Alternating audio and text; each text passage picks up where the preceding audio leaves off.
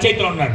ఒరే ఆయన పంచాయతీలో కూడా చేసుకుని మంచి డబ్బులు వస్తాయంటే ఆ పంచాయతీ కాదు సార్, పేరెంట్స్తో చిన్న ఇష్యూ జరుగుతుంది మాట్లాడుతున్నాడు. నేను వెంటనే క్లాస్కి వెళ్ళి ఇంటర్వెల్ బ్రేక్లో కిందకి రాగానే ప్రిన్సిపల్ ఛాంబర్ నుంచి పెద్ద పెద్ద అరుపులు వినపడుతున్నాయి. ఏంటో ఏదైనా గొడవ జరుగుతుందని చెప్పి డోర్లు ఓపెన్ చేయగానే సీన్ ఏంటి తెలుసా, ప్రిన్సిపల్ సార్ ఇటు పక్క కూర్చున్నారు, ఇటు పక్క ఇద్దరు పేరెంట్స్, నాన్న మామయ్య, అమ్మ నాన్న కాదు, నాన్న మామయ్య ఇద్దరు కూర్చున్నారు. టీచర్ ఒక ఆయన నిలబడుకున్నారు. ఇటు పక్క పాప 6th క్లాస్ చదివే పాప చేతులు కట్టుకొని తలదించుకొని వెకిల్ నవ్వులు నవ్వుతోంది. నేను వెళ్ళేసరికి డైలాగ్ ఏంటి తెలుసా, ఈ పేరెంట్స్లో ఒక అతను నువ్వెవరా నా కూతురిని తిట్టడానికి అని చెప్పి క్వశ్చన్ చేస్తున్నాడు. ఆ గ్యాప్ లో ఈ పాప నవ్వుకుంటుంది. నేను వెళ్ళంగానే సార్ మే కమిన్ అని చెప్పి అడగగానే ప్రిన్సిపల్ గారు ఏమన్నారు తెలుసా, సుధీర్ 2 గంటల నుంచి నేను సాల్వ్ చేయలేకపోయాను, నువ్వు సాల్వ్ చేయగలుగుతా రండి అని చెప్పి నేను వచ్చానని చెప్పి వెనక నుంచి ఆయమ్మ కుర్చీ తీసుకొని వచ్చి నాకు వేస్తూ ఉంటే నేను చేసిన ఫస్ట్ పని ఏంటి తెలుసా, ఆ 6వ క్లాస్ అమ్మాయిని బయటికి పంపించి నా కుర్చీని టీచర్కి ఇచ్చి ఫస్ట్ ఆయన్ని కూర్చోబెట్టి that is the first respect I have given to the teacher, first respect అది ఇచ్చాను. అయిపోయిందా? తర్వాత నేను ఎవరిని అడిగాను తెలుసా, ప్రిన్సిపల్ అడగల, ఈ ఇద్దరు పేరెంట్స్ అడగల, ఆ టీచర్ని అడిగా. ఏమైంది సార్ అంటే అప్పుడు ఆయన చెప్పాడు, సార్ ఆ అమ్మాయి వాళ్ళ తండ్రి అయినా సార్, ఈయనకు ముగ్గురు కూతురు, ఈ ఇక్కడ నిల్చున్న అమ్మాయి చివరి అంటే ఆఖరి అమ్మాయి నా దగ్గరికి చాలాసార్లు వచ్చి నాకు 3 కూతురు సార్, 2 అమ్మాయిలు పర్లేదు కానీ ఈ అమ్మాయి దద్దిమోహన్ సార్, అసలు మార్కులు రాదు, చదువు రాదు, వేస్ట్ సార్, ఈసారి కనుక పాస్ మార్కులు రాకపోతే చదువు అనిపించి ఇంట్లో కూర్చొని వంట పని నేర్పిస్తాను తప్ప ఈ అమ్మాయి బతుకు చదువు రాదని చెప్పి నా ముందే కూతుర్ని చాలాసార్లు అవమానపరుస్తుంటే చూస్తూ ఒక ఆడపిల్ల జీవితం నాశనం అవుద్దని సొంత తండ్రి బాధ్యత తీసుకొని 6 నెలల నుంచి కష్టపడి చదివించి ఎగ్జామ్స్ పెడితే అన్ని బాగొచ్చాయి సార్, ఒక ఎగ్జామ్ కావాలని చేతులారా చెడగొట్టింది. ఎక్కడ వాళ్ళ నాన్న ఇంటికి తీసుకెళ్ళి మళ్ళీ చదువు అనిపించేస్తారని చెప్పి క్లాసు మొత్తం ముందు తిరిగితే ఎక్కడ బాధపడుతుందని పక్కకు పిలిచి తల్లి జాగ్రత్తగా ఉండాలి కదా తల్లి అని చెప్పి నేను తండ్రి బాధ్యత తీసుకొని చెప్తే ఈ అమ్మాయి నేరుగా ఇంటికెళ్ళి ఉన్నవి లేని కల్పించి చెప్పంగానే ఏం జరిగిందో తెలుసుకోకుండా నేరుగా వచ్చి పాప ముందు టీచర్ని ప్రశ్నించడం. గుర్తుపెట్టుకోండి, పిల్లల ముందు టీచర్ని ప్రశ్నిస్తే మహా అయితే స్కూల్కి 2 అడ్మిషన్లు తగ్గుతాయి, మహా అయితే టీచర్ ఉద్యోగం పోతుంది. కానీ జీవితం నాశనం అయితే మాత్రం ఇంకా జీవితంలో ఆ పిల్ల ఆ పాప కానీ ఆ బాబు కానీ ఏ టీచర్కి రెస్పెక్ట్ ఇవ్వాలని నేను అంటాను. ఎంతమంది ఒప్పుకుంటారు ఆ విషయం? దయచేసి టీచర్, నేను అలా అని చెప్పి టీచర్ తప్పు చేయరని చెప్పను, ఎక్కడైనా పొరపాటు జరిగినప్పుడు అడిగే పద్ధతి ఒకటి ఉంటుంది. ఎలా తెలుసా, నేరుగా ప్రిన్సిపల్ దగ్గరికి వచ్చి సార్ మా అమ్మాయి ఏడుస్తుంది, మా అబ్బాయి ఏడుస్తున్నాడు, ఏదో జరిగినట్టుంది, తప్పు మా వాడిది అయితే నేను సరి చేస్తాను, టీచర్ అయితే మన ఇద్దరం కలిసి డిస్కస్ చేద్దామని అడిగే పద్ధతి ఒకటి ఉంటుంది.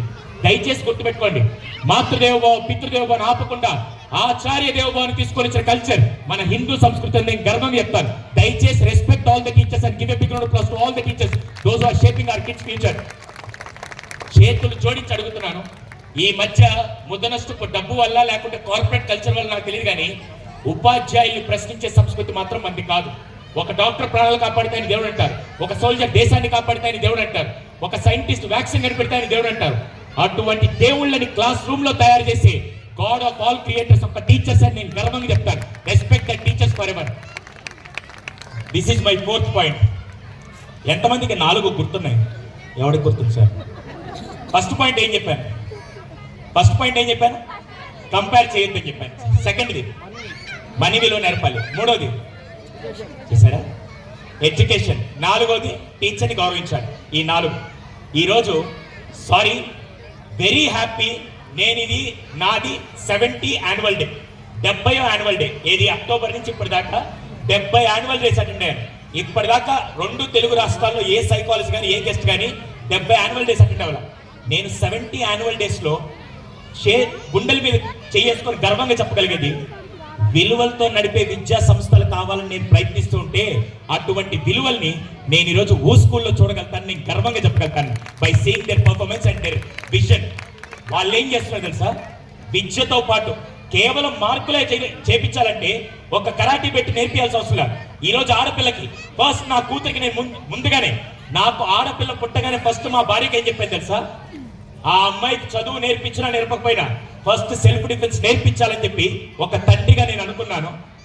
ఒక ప్రిన్సిపల్ గా నెరవేర్చి చూపిస్తున్నారు. That's the beauty of Ojas, really fantastic. అలాగే భగవద్గీత శ్లోకాలు ఎందుకు అంటే ఈరోజు పిల్లల్లో స్పిరిచువల్ కనెక్ట్, అది హిందువా ముస్లిమా క్రిస్టియనా పక్కన పెట్టండి, స్పిరిచువల్ కనెక్ట్ చాలా ఇంపార్టెంట్.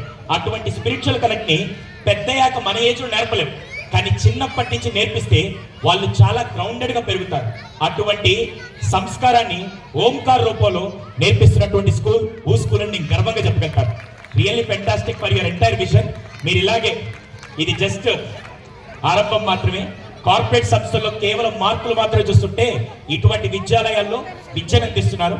ఇటువంటి బడ్జెట్ ఓరియంటెడ్ స్కూల్స్ అన్ని ఏరియాస్లో ఉండాలని మనస్ఫూర్తిగా కోరుకుంటూ వన్స్ అగైన్, మామూలుగా ఈ రోజుల్లో తండ్రి దగ్గర నుంచి నాకెంత ఆస్తి వస్తుందని చూస్తున్న పిల్లల్ని చూశాను. కాబట్టి తండ్రి దగ్గర నుంచి కళని ఆస్తిగా తీసుకొని నెక్స్ట్ జనరేషన్ కి అందిస్తున్నటువంటి కొడుక్కి కూతురికి ఇద్దరికి give a big round of applause to them. తండ్రి వారసత్వాన్ని ఆస్తిని తీసుకోవడం కాదు, ఆయన కళని వారసత్వంగా తీసుకొని నెక్స్ట్ జనరేషన్ కూడా పంచుతున్న ఈ కళాకార బిడ్డల్ని మనస్ఫూర్తిగా ఆ భగవంతుని నిండు నూరేళ్లు మనస్ఫూర్తిగా ఆయురారోగ్యాలతో చూడాలని మనస్ఫూర్తిగా కోరుకుంటూ నాకు ఈ అవకాశం కల్పించిన మేనేజ్మెంట్కి స్పెషల్గా థ్యాంక్స్ తెలియజేస్తూ, అలాగే పేరెంట్స్ మీరు ఎంత గొప్ప వాళ్ళు. ఆల్రెడీ ఈ టైంకి కార్తీక దీపం కొంపలో కొంపటే పక్కంటి కాపురాలు, సారీ జస్ట్ కిడింగ్, అన్ని పనులు పక్కన పెట్టి ఈరోజు పిల్లలే మా ప్రపంచాన్ని పిల్లల కోసం ఇంత టైం తెచ్చి ఇక్కడికి ఇచ్చేసిన ప్రతి పేరెంట్కి కూడా శిరస్సు వంచి పాదాభివందనం. Thank you so much for this wonderful opportunity. Thank you once again. Thank you so much, sir.